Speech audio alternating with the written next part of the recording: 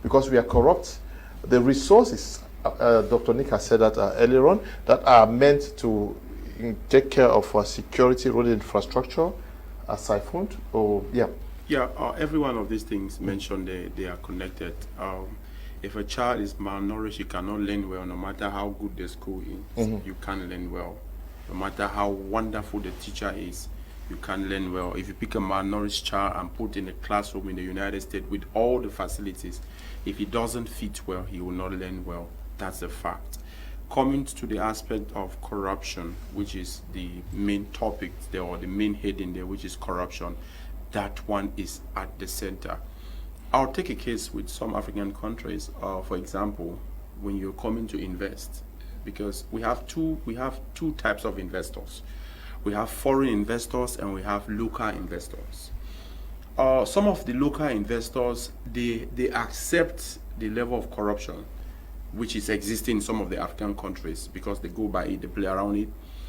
Some of the foreign investors are not so much into that because sometimes they have to shoot themselves in the leg. Take, for example, let me take the case of the Glencore saga.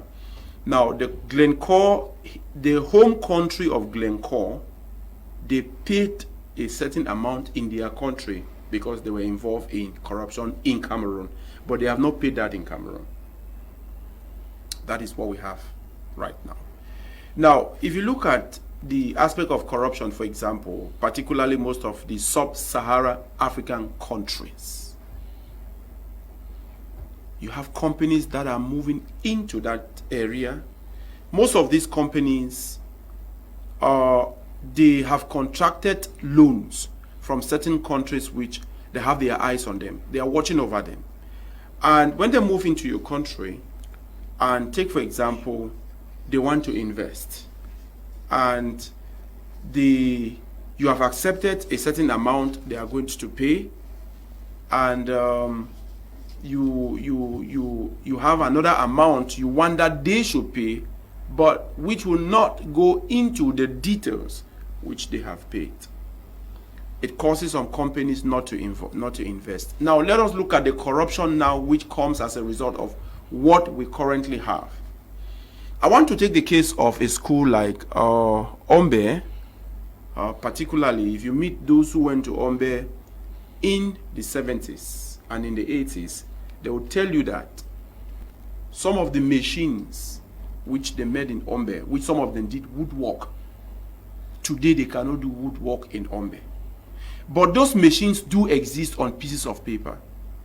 Somebody receives money for maintenance, puts in his pocket, writes a report, and sends across.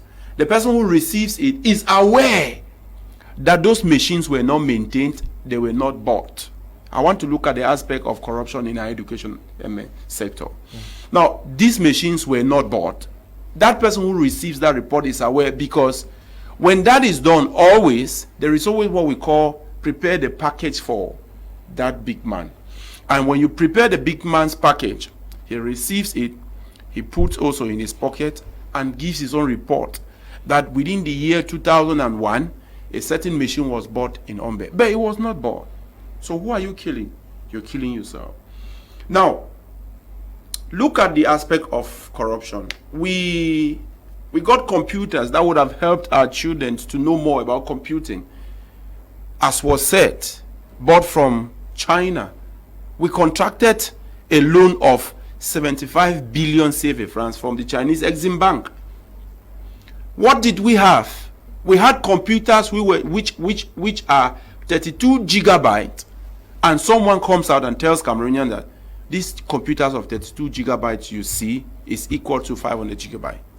The question is there an invisible database? Are these computers connected? Now, what do we have? The amount of the computer was not the same. So the computers that were bought, they were of lower quality, but the amount that was committed in that was a quality which, provided that quality was bought, the students who got these computers would have still been having these computers, and it cost some persons to live. That's just an example.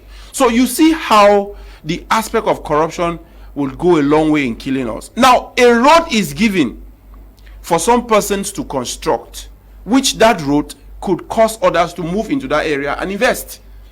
And let me assume that you received this money and you did the right thing. The investor is going to move in to do that.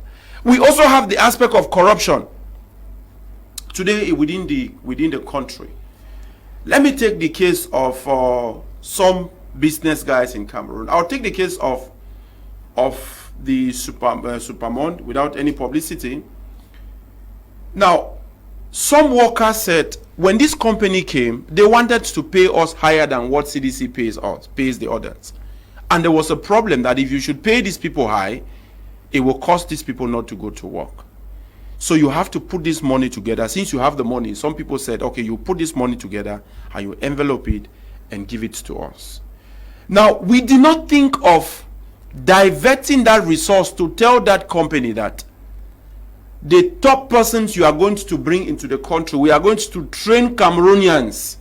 Maybe the plastics that they are importing, they should put up a plant to produce that plastic in Cameroon. Because the containers we see, the Supermond containers, we import them, for example. So you realize that corruption here is the worst. And that is why the Chinese, I think Dr. Nick had shared a video where a certain leader, when you are involved in corruption in that country, they have nothing to do. They don't take you and put you in prison. They do away with you, what some people call they neutralize, to ensure that such does not continue. And believe me, that did not happen in that country. And that is why you see the country flourishing today because of that. Now, look at the case of China. If you are found in corruption, in any corruption saga in China, your family should openly say to you, we are okay with you because you have nothing to do with your family anymore. Yours ends on that same day. So I think we have to understand that we need to accept this fact, rather, that corruption is the worst thing that can ever happen to a nation. You see, with all the technologies we are talking about, there are still some schools in Cameroon. Some people know that these schools have labs, but they don't have the labs. But the labs do exist on the pieces of paper. So where is the money that was committed to purchase the equipment meant for the lab?